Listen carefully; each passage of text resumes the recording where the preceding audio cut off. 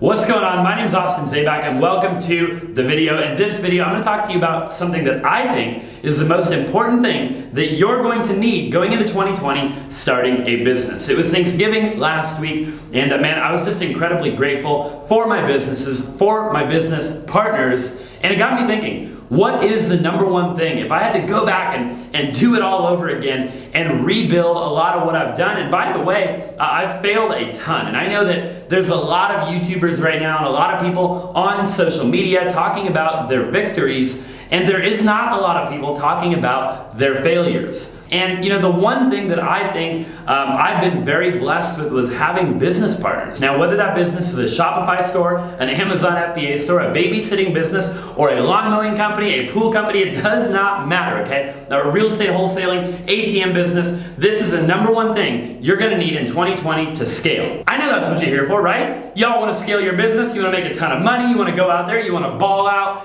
and you want to live the life of your dreams. Now, there's a lot of logistical things that you're going to have to consider when scaling a company, right? A lot of financial things that you're going to have to consider. There's a lot of moving pieces that you'll have to consider before scaling whatever company that you're looking to scale. Or maybe you haven't started a company yet, you're looking to start a company, and you want to know what it's going to take. We've all heard the saying in life, teamwork makes the dream work. Now, I know it sounds extremely cliche, but we're going to jump into what I'm actually talking about here. So, for the sake of today's conversation, we're going to jump right into it. What do you need to scale a business in 2020, regardless of the business that you're looking to scale? And that is a good business partner. Now, I know you're like, Austin, a good business partner? Like, really? I just watched like 45 seconds of this video and I wasted a bunch of time for you to tell me I need a good business partner. But I'm telling you right now, that is the number one thing that you need. First and foremost, you've got to accept that you have a problem. I actually think that might be the wrong flip chart. Now, I'm just messing around. But for real, you need to accept right now that you have a problem.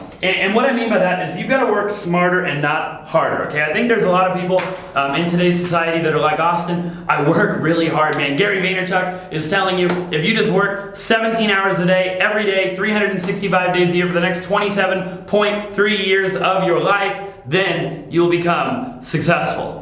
Right?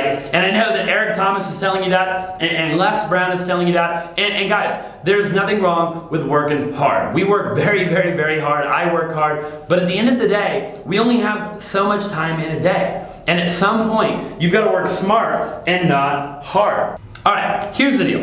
Let me break down some numbers for you, okay? Just so you can kind of wrap your brain around what I'm talking about here, okay? So, we all know that we have 24 hours in a day, okay? That should not come to a surprise for any of you watching this, okay? There's 7 days in a week. And by the way, if you're looking at the first couple of lines here and you're like, hey, like if you got more than 7 days in a week, drop in the comment section down below and let me know how you ended up with more than 7 days in a week, because I would love to take whatever you're taking. But for real, okay, there's 24 hours a day, 7 days in a week. That comes out to 168 hours in a week. Now let's just assume that you don't sleep that much, like me, right? You sleep less than the average person, and you sleep 35 hours a week, which comes down to about 5 hours a day. Now, you might be like, Austin, I can't survive on 5 hours a day of sleep. Well, then just redo the math, okay? But at the end of the day, you know, in the beginning of owning a business, right? In the beginning of being an entrepreneur, you're probably going to put quite a bit of work into your craft, okay? It doesn't happen overnight, and you're probably not gonna be able to get 8, 9, 10, 11, 12 hours of beauty sleep every single night and start a business. And I know you're like, Austin, but I need my beauty sleep. I get it. I totally understand. You're probably not going to get it for a little while, okay? So what does that leave us with? That leaves us with 133 working hours in a week. Now, obviously, we're not talking about eating, we're not talking about showering, we're not talking about taking your girlfriend to dinner, we're not talking about anything, right? We're just talking about, okay, how many hours in a day, in a week, and at the end of the day, if you sleep 5 hours a day, how many hours do you have left? You have 133 hours. Do you really think that Jeff Bezos, Grant Cardone, Gary Vaynerchuk, all of these big names scaled these big, massive companies with only 133 hours a week all by themselves? Or do you think that they did it with a partner. Now I get it. Your business is like your baby, right? And at the end of the day, you're like, man, but I don't want to delegate. I don't want to let somebody else, take care of my baby. But the reality of it is that you've got to understand there's somebody in the world that will treat your business the way that you treat your business. That will understand that it is their baby too. And that they're going to treat it with the utmost level of respect and integrity and honesty, the same way that you are right now. Which brings me to my next point, finding a good business partner that you're on the same page with. And that is a couple of horses, okay? If you couldn't tell, those are horses, and it's just amazing drawing, okay? That right there is just like, that's an art piece right there. I think I'm gonna hang this and put it in my apartment. Finding a partner that you're on the same page with, obviously, if two people are going the opposite direction or you just have one horse, at the end of the day, they can't pull the load that two horses together can pull. I was actually reading an article. They were talking about how two horses combined can pull a load 4 times as heavy as a single horse, right? And now, if you think about it, like at the end of the day, it seems like super basic, but why would 2 horses be able to pull 4 times the load? Multiple people can get exponentially more stuff done, right? It isn't just times 2, it becomes times 4, 8, 16, 32, and so on and so forth.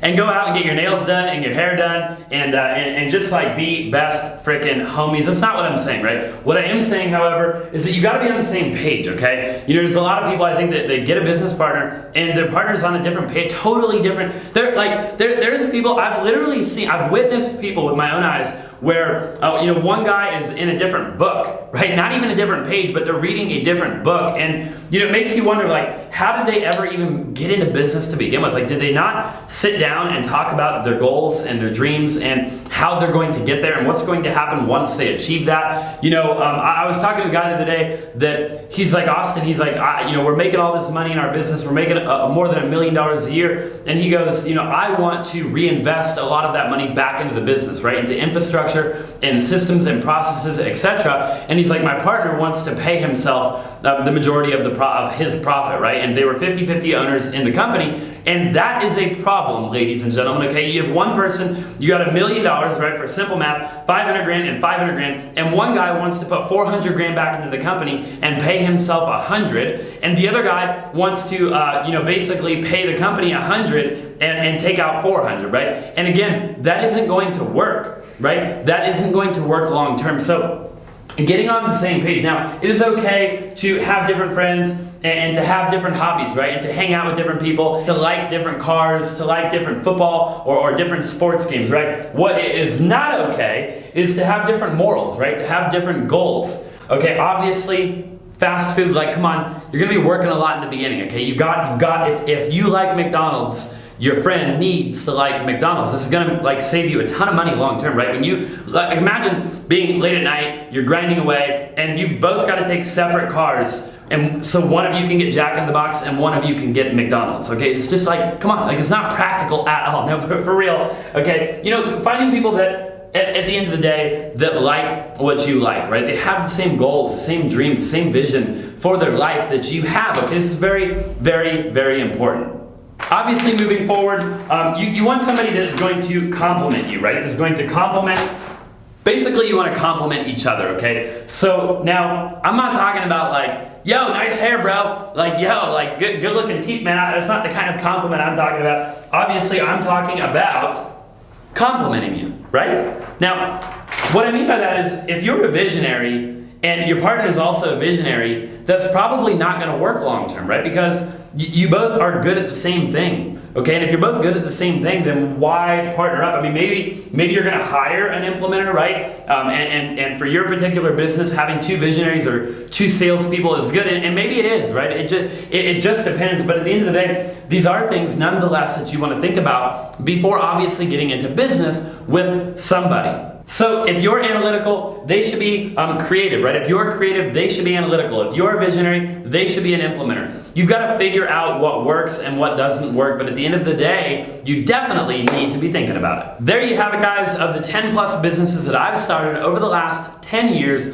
having good partners has been the number one thing that has been crucial to my success, okay? So, you know, I've failed a ton. There's been a lot of failures in my life, and I've had a couple of successes also, and finding a good partner has been a game changer. All right, and I'm gonna give you one more piece of advice, but real quick, before I flip the page, like the video, smash that subscribe button, drop in the comment section down below what you'd like to see in a future video, and the last piece of advice that I'm going to give you is to scale, right? Scale, scale, scale. Okay, remember, hire slow, fire fast. That is a priceless lesson that I've had to learn the hard way. I've done it the opposite many, many times. I've hired fast and fired slow, and it's costed me a lot of freaking money, okay? I'm standing here telling you that this is huge, it's very important. Guys, I appreciate you so much for watching the video, and I look forward to seeing you in the next one.